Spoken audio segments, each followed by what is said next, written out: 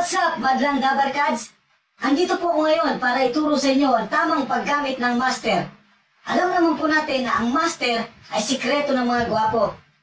Kaya lang napasin ko, karamihan ng mga gumagamit dito ay mali ang paggamit ng master. Kaya ngayong araw na ito, ituturo ko sa inyo ang tamang paggamit ng master. Step number 1, sa noo. Step number 2, sa muka. Step number 3, sa baba. Step number 4, sa leeg, tsaka sa batok. Okay? Tara, umpisa na natin. Siyempre, dalawa lang ang kailangan natin dito. Bulak at saka yung master. Huh? Lagyan lang ng bulak.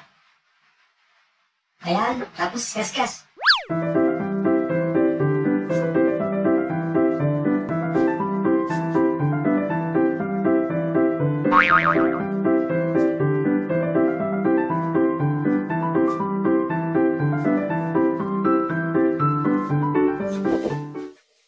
Ayan, siyempre, pagtapos na, pwede na kayong matulog.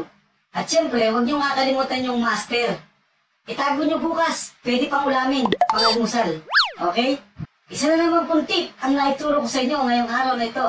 Ang tamang paggamit ng master, ang sikreto ng mga gwapo. Ang video na ito ay hindi gamot o maaaring ipanggamot sa kahit anumang uri ng sakit. Ako si Mr.